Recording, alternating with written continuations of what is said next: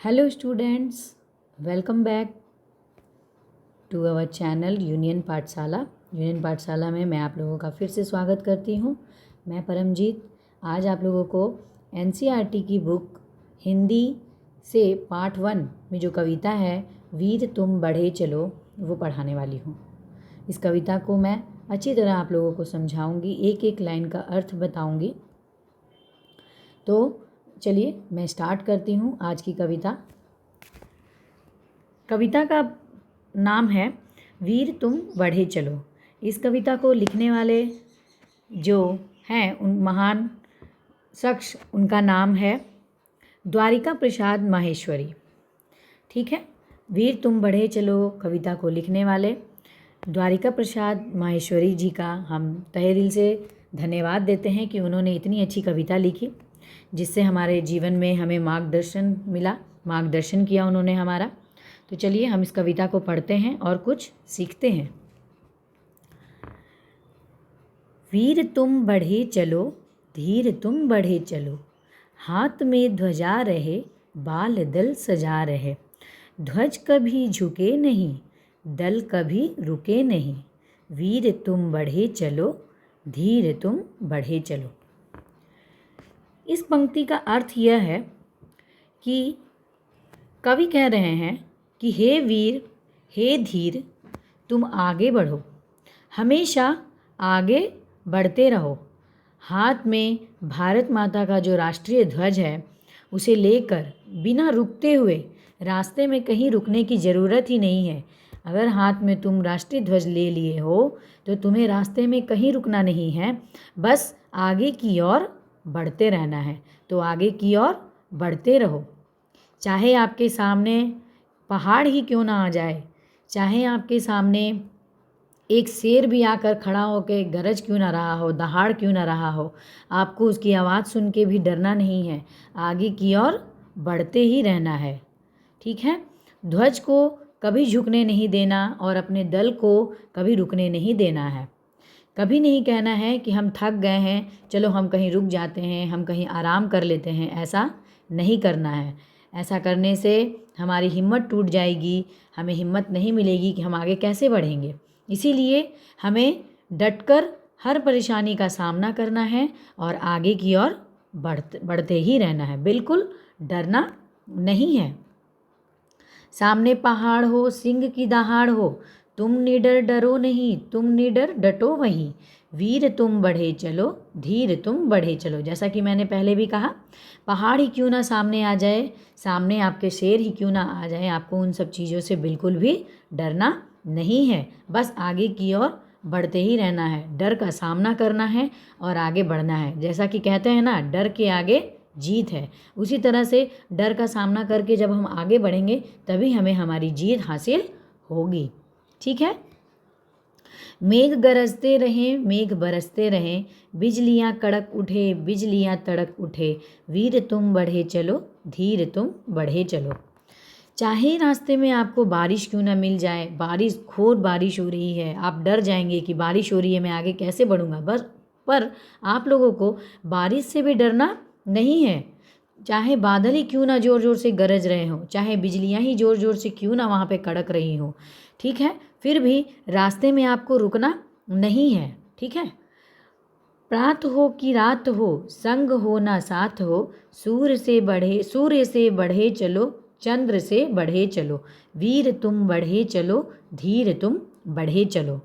सुबह हो या रात हो, आपके साथ कोई हो या ना हो, आप अकेले हो क्यों ना, सूर्य और चंद्रमा के समान आपको हमेशा आगे की ओर बढ़ते रहना है। जैसे सूर्य की रोशनी किसी के रुके ना रुकती है, उसी तरह आप भी किसी के रोकने से भी आप ना रुकें। जैसे चंद्रमा की रोशनी आगे की ओर बढ़ती जाती है और अपना प्रकाश फैलाती है, उसी तरह से आपको भी आगे बढ़ते ही रहना है। ठीक है, उसी तरह एक ध्वज लिए हुए, एक प्रण किए हुए, मातृभूमि के लिए, पितृभूमि के लिए, वीर तुम बढ़े चलो, वीर तुम बढ़े चलो।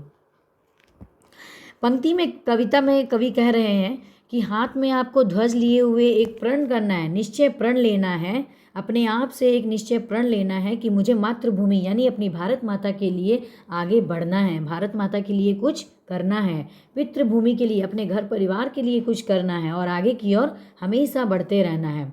ठीक है। अन्न भूमि में भरा, वारी भूमि में भरा, यत्न कर निकाल लो, रत्न भर निकाल लो, वीर तुम बढ़े चलो, धीर तुम बढ़े चलो। अन्न भूमि में भरा, भूमि में पूरी तरह से अन्न भरा हुआ है, भूमि पूरी तरह से लदी भरी पड़ी है। ठीक है। इतनी यत्न करो, इतने प्रयास करो कि तुम इस रत्न भरी जो चीज़ें अन्न भूमि में भरी पड़ी हैं, आपके प्रयास से वो सब बाहर आएंगे और सबका लाभ आपको मिलेगा और आप इसी तरह आगे की ओर बढ़ते रहोगे और अपनी हिम्मत को बनाते रहोगे। इसमें कवि ने पक्के इरादे के साथ आगे बढ़ने की बात कही है। लगातार चलने से मुश्किल भी आसान हो जाती है। कवि इस बात को सुनने वाले जो जितने भी कविता को सुन रहे हैं, कविता को पढ़ रहे हैं, उनको इस बात को समझाना चाह रहे हैं कि आप लगातार चलने से मुश्किल भी आपकी आसान हो जाती है। अगर आप रुक जाएंगे तो आपकी मुश्किलें और ज़्यादा बढ़ जाएंगी। इसीलिए आपको अपनी मुश्किलों को बढ़ाना नहीं है, आपको आपकी जो मुश्किलें हैं उसको ख़त्म करना है। ठीक है। तो ये जो कविता है, ये जो गीत है, ये जो कविता कवि ने लिखा है, कवि के द्वारा जो लिखा गया है द्वारिका प्रसाद माहेश्वरी द्वारा, ये कविता जो है ये प्रयाण गीत है। इसमें बताया गया है कि जीवन में कितनी ही बाधाएं क्यों ना आए, ठीक है, जीवन में, आपके जीवन में कितनी ही बाधाएं क्यों ना आए, हमें अपने लक्ष्य पर एकाग्रचित्त होकर डटे रहना चाहिए। ठीक है। हमें कभी भी हिम्मत नहीं हारनी चाहिए, हमेशा आगे की ओर अग्रसर रहना चाहिए। अपने देश के मान सम्मान की रक्षा के लिए हमें सामने में कितनी ही बाधाएं क्यों ना आए, हमें उससे घबराना नहीं चाहिए। उनका डटकर हमें मुकाबला करते हुए राष्ट्र के प्रति अपने कर्तव्य का निर्वाह करना चाहिए। ये हर एक भारतवासी का कर्तव्य होता है कि वह अपने देश में आने वाली मुसीबत को, आने वाली कोई भी परेशानी हो, कोई भी मुश्किलें जो आने वाली हैं, उसका डट कर हर एक भारतवासी सामने खड़ा होकर उसका सामना करे और अपने भारत देश की रक्षा करे। ठीक है। तो बच्चों, मैंने आपको वीर तुम बढ़े चलो कविता का सारांश पूरी अच्छी तरह से एक एक पंक्ति को पढ़ के आपको समझाने का प्रयास किया है। आशा करती हूँ कि आप लोगों को एक एक पंक्ति का अर्थ अच्छी तरह से, पूरी तरह से समझ में आ गया होगा। ठीक है। आपको कैसा लगा पढ़कर कमेंट में आप ज़रूर मुझे बताएं। ठीक है। अगर कोई भूल चूक हुई हो या कहीं त्रुटि हो गई होगी, इसके लिए मैं आपसे क्षमा प्रार्थी हूँ। ठीक है। और वीडियो को ज़्यादा से ज़्यादा आप शेयर करें ताकि हर एक बच्चा, हर एक स्टूडेंट्स इस कविता के अर्थ को, इस कविता के भाव को अच्छी तरह से समझ पाए। तो वीडियो को ज़्यादा से ज़्यादा शेयर करें, कमेंट करना ना भूलें कि आपको कैसा लगा कविता पढ़कर, कविता के अर्थ को समझ के आपको कैसा लगा, आप कैसा फील कर रहे हैं, आप इस बारे में अपने विचारों को ज़रूर कमेंट में बताएं। ठीक है।